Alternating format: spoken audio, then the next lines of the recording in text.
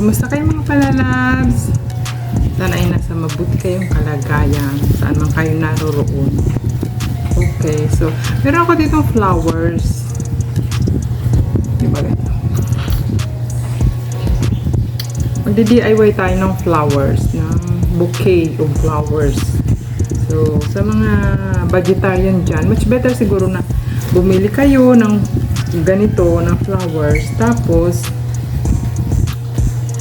kung mayroon kayong mga halaman sa bahay, yun ang gawin yung designs.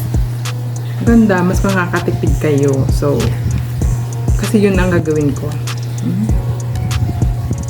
Ganda, diba? So, meron akong ditong pinitas.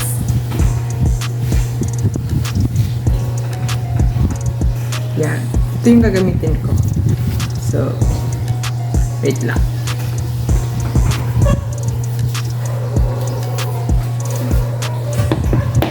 Diba?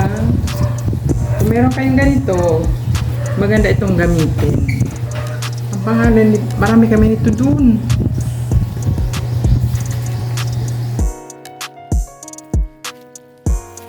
Dito ko siya kinuha. Diba? Ang laki-laki niya. Dito na siya dito.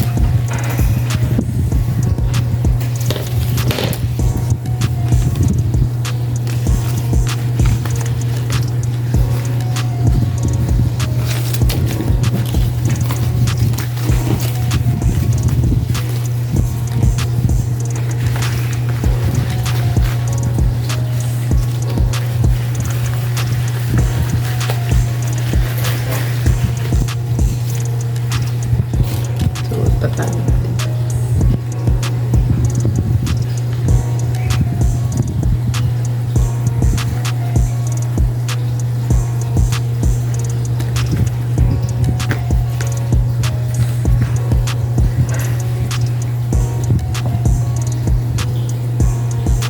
Kasi bibili ka ng ng gawa na, di ba, ang mahal.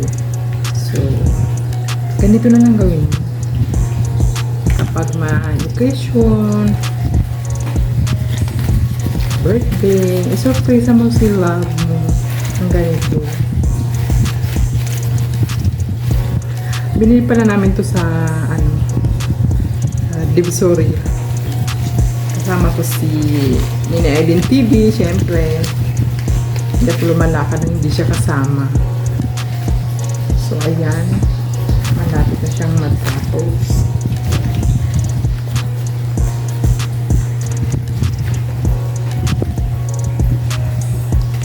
O, ayan, ganito na siya. Diba? Ganda.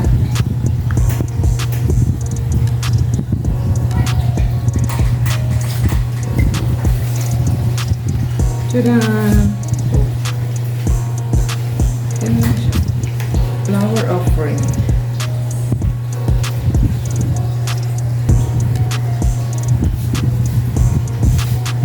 Flowers for you.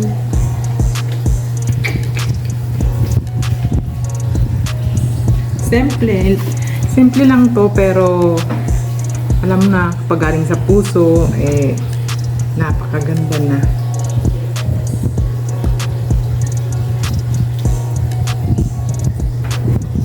Meron ba isa dito?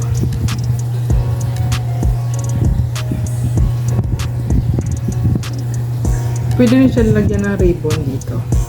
Wait lang. Ayan. Diba? Ganda. Siyempre dapat yung kung ano yung dito. Kailangan ba, diba ito? Kailangan yung ribbon niya kamatch. So, example lang ito kasi wala naman akong ribbon na ganito. Ganda talaga niya, diba? O, ito na yon. Thank you for watching.